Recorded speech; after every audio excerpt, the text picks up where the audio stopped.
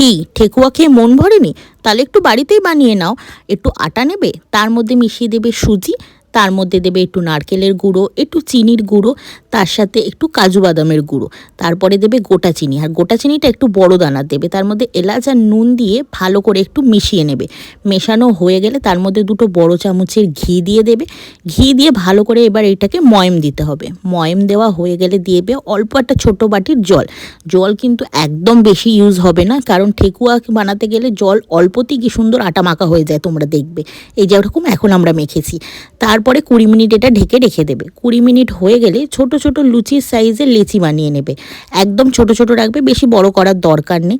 এবার তোমরা লেচিগুলো নাটা বেটে লম্বা যেরাম ইচ্ছা সেভাবে রাখতে পারো। তারপরে ডিজাইন দেওয়ার পালা। এই যে এরকম ছান্তার পেছনে সুন্দর করে আলতো হাতে চাপ দিয়ে সুন্দর একটা ফুলের ডিজাইন হয়ে গেল।